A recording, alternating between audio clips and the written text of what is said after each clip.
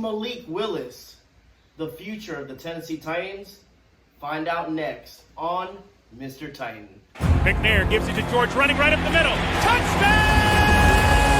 Titans!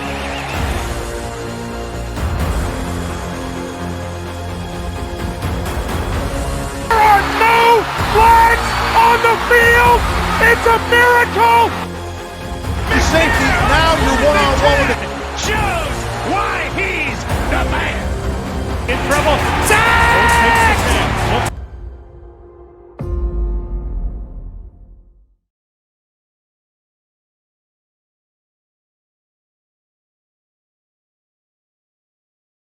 What's up, boys and girls? Just wanted to let you guys know that obviously we're going to be I'll be breaking down all the draft picks of this draft class, but I wanted to bring up a really good question. Again, the draft started Thursday. A lot of people were questioning J-Rob as they wanted him fired, they wanted him gone. Obviously, everyone was in a panic, right? A.J. Brown is gone. He went to the Eagles. And we pick up a wide receiver, and everyone's freaking out. But you know what? By the end of the week, it seemed like everyone was back on J-Rob's boat. Everyone was okay with the draft, and everyone saw that the draft actually was not one round, guys. That's the thing. You guys gotta trust the process. The draft is not one night and it's over. It's a series of nights, and J-Rob did what he had to do. Again, in the beginning, it was a little rough. People were questioning him. But, like I said, with this pick, I believe people started warming up, started liking where this draft was heading. Again, Malik Willis picked him up in the third round, guys. 6'1", 215 pounds.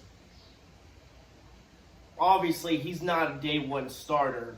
But could he be possibly the future of the Tennessee Titans? Again, from the combine, what they said in their notes was that he was electrifying dual threat ability and potential. Ran for 100+ yards 5 times over the last 2 years. Strong hands for fluid pump, reset, and launch. Again, he has a very, very strong arm. Again, very mobile. Could do it with his feet. He also can do it with his arm. Again, something that a little bit of comparison. They were obviously it's not like Steve McNair. Steve McNair is just on another level, but he has similarities, different, same characteristics as the Steve McNair. Again, could continue to play, right? He's a game player. If you look at what he's done, he extends the drives. Just like Steve McNair, you say extend the drive. You thought the play was dead, and all of a sudden, boom, he pops back up, and he's continue using his legs and his arms to continue the drive. And that's something, I learned by, interviewing players that played with Steve McNair, They talked about it all the time. And Justin McCarron's, Drew Bennett, mentioned it a bunch of times on my show that with Steve, the play was never dead if the ball was in his hands, right? They're always saying, hey, when you go run your route, be sure to look up because the ball might be coming your way.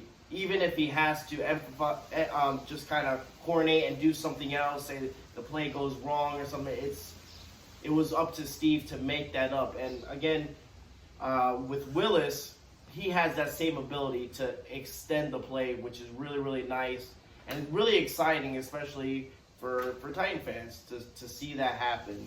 The cons in the pro day said deep balls can be rushed and a little flat. Accuracy plummets when scrambling and allows throwing windows to close on him. Now, at the same time, I said before, obviously he's not going to start day one. That's Tannehill's spot, okay? But we could groom him up to where we need him. At the same time, if you think about it, I want him to do one thing for this year, and should be like the Tennessee Titans kind of mindset. I want Malik Willis to be a sponge. I want him to be a sponge and just soak up everything he can, learning, watching the field, watching how defenses, the NFL, how fast the gameplay is, and just let him come to his own. Let him be a sponge, soak it in, learn from Tannehill. Okay? Watch Tannehill, see what he does, what his reads are, how he throws some certain balls, and just learn from him. And I think Tannehill understands as well his spot with this team as of right now. Tannehill has maybe a year left with us, and he might not come back. We might eventually just cut him, or he might just move on. As of right now, we're giving Tannehill one more shot. Like, hey, Tannehill, we got you another wide receiver. We got you a tight end now. Give you a couple more pieces. See what you can do. If Tannehill can, get us above 500, get a winning record again, and get us deeper into the playoffs, I don't know. But if it happens where he comes out short, we don't go to the playoffs, or we do go to the playoffs but get bounced out the first round, that's J-Rob's decision. Maybe he goes, hey, take less money, we keep you, or hey, it was nice knowing you.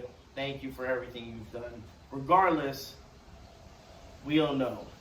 We know that is one more year with Tannehill. That's just enough time for Malik Willis to gather his information, learn about the game. I don't want him touching the field. Don't put him on the field at all. Let him learn. Obviously, you want to see him come into the preseason. It'll be interesting, right? To see him come into the preseason, throw a little bit. It's exciting, especially when you get a new QB.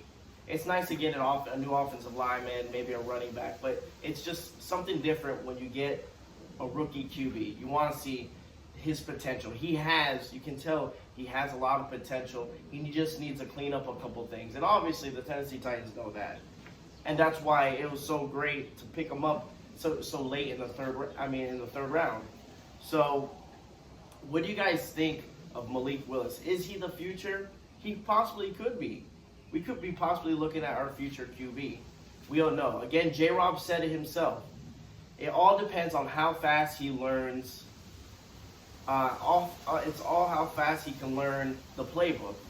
And maybe that's what happened with, I think his name was Cole McDonald. We picked him up, I think, last year or the year before. I mean, granted, he was a 7th round pick, not a 3rd round pick. But maybe, he got cut right before training began. So maybe it was something about him not understanding the playbook or something like that. So it just like I said, he needs just to learn the playbook. Learn the playbook, soak it in, be a sponge. I think he'll be okay. Another thing I think, which was really, really good, is the coaching staff. I know people talked about a little bit about Marcus Mariota. I'm sorry to bring him up, but it's just a good example. Is that Marcus Mariota and the coaching staff he had didn't really help Marcus out. It was, a little bit of 50-50. It was part Marcus, part of the coaching staff as well. Look at what Lamar Jackson and what the Ravens did with him. They molded that offense to fit Lamar Jackson's needs or what his abilities were. Marcus Mariota, they tried to make him a pocket passer, which he isn't, and it didn't really help. I think with the coaching staff and the people we have right now on this team, it's the best fit for Malik Willis. I think it's perfect for him. Coach Rabel understands. John Robinson understands. That coaching staff compared to Marcus Mariota, obviously, is completely different. So, that being said, I think he's under good hands. I think he'll do very, very well with this team. I'm excited for the future. I'm excited to see what he brings to the table and just see a little bit more of a different type of offense. So that's my take on it. Hopefully you guys like it. Hopefully let me know down in the comments, guys. What do you think? Do you think this was a steal? Do you think he'll eventually start? Do you agree with my opinion on, having him being a sponge and just soak it in and just learn? Don't want him on the field. Let him clean up a little bit. Obviously, he's not a day one starter. We all know that. Let me know down in the comments below. Thank you so much. and stick to more videos. I'm obviously going to be breaking down more videos of all of our draft picks. And thank you so much for watching. And tighten up, guys. Let's go.